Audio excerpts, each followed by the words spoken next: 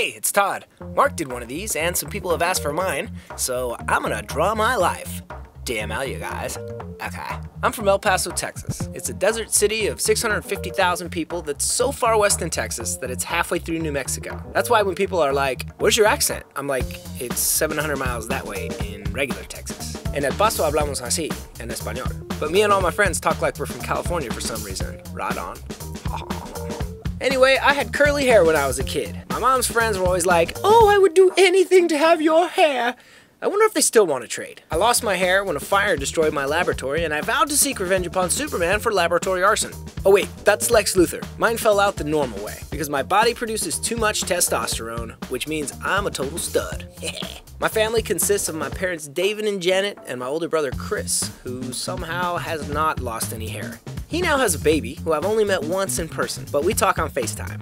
Well, I talk, he just makes noises. But I think he's going to be a stud too, because he's also bald. All I wanted to do when I was a kid was make silly voices, play basketball, and spaz out. I usually spazzed out with a basketball inside, or with my brother. We broke so many things in our parents' house, we started super gluing them back together so our mom wouldn't notice. I eventually played basketball for Coronado High School, home of the Thunderbirds. That name comes from this giant red bird shape on a mountain in El Paso. There's not much else out there except for dirt. So I guess it's better than being called the Coronado High Dirt Rocks. It is the desert. Our coach was really mean to us and ran us almost to death. He looked like Gargamel from the Smurfs and had a weird accent. I can't draw. Lindsay, a little help here?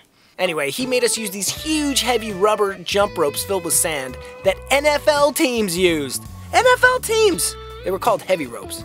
In practice, our coach's rules were no walking, no talking, no cursing, no fun, and no untucking your shirt, Todd. We would make jokes to each other under our breath constantly at practice. And finally, somebody would laugh out loud and you hear our coach say, "Todd, go give me 100 heavy ropes," which was not funny. Looking back, I loved those long, torturous hours because it taught me how hard I could work if I actually liked what I was doing. And I loved playing basketball. I wanted to play basketball at a small college and work my way up to the NBA, but since the chance of that happening was 0.0001%, I decided to have a cool college experience in Austin at the University of Texas. Can anybody say beer o'clock? For years I jumped from major to major, not really knowing what I wanted to do, and then I got into the creative advertising program where I trained to be a copywriter. It was the first thing I could see myself doing professionally without dying of boredom. I got pretty good at making funny, clever ads, and I had a promising career in advertising in front of me. I was going to be a regular Don Draper. Smoking kills, don't do it.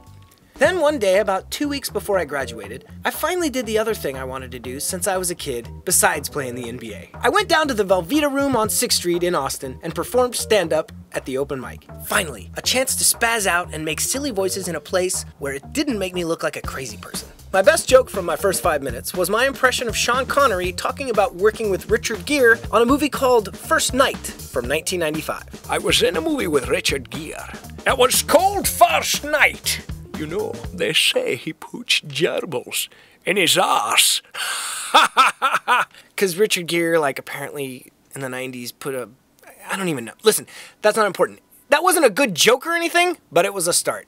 I kept at it, and right before I got offered my first professional show at a comedy club, I landed a job driving the Oscar Mayer Wienermobile for a year doing PR stuff. Now that sounds crappy, but it was awesome. We drove all over the country doing parades, baseball games, morning news shows, and got stuck like 10 times on I-5 because the wiener broke down. I should have lent it some testosterone.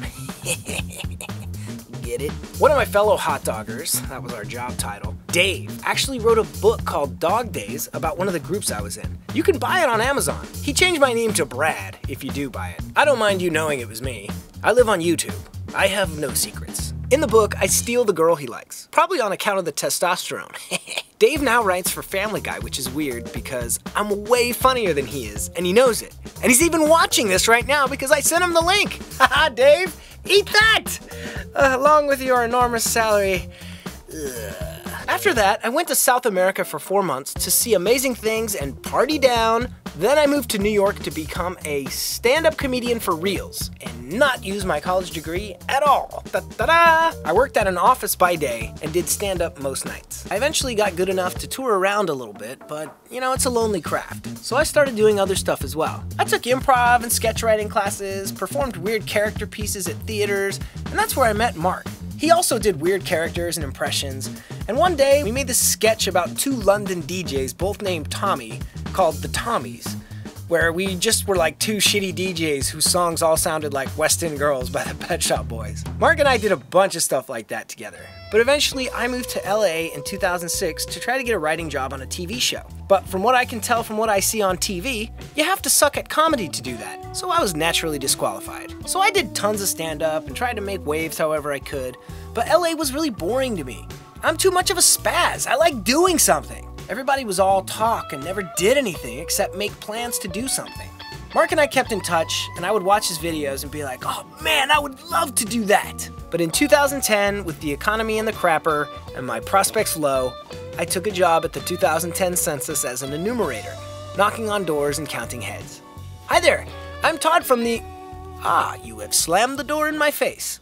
Then I got a call from Ben Rellis, who was Mark's boss at Barely Political. I guess Mark had bothered him enough, so he finally called me and said, hey, you want to actually do something? Spaz out and make silly voices professionally? And I was like, yes, please. I've been here for 3 years, and I've helped bring in around 1 billion views with the Barely Political team.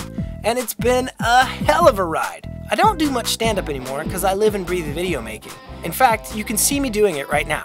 What a spaz. But between that and the silly voices, I've done okay. So if I had any advice for anyone out there, I guess it would be to follow your dreams, break stuff in your house, make fun of your basketball coach, and if your hair starts falling out, just be a man about it and shave your head.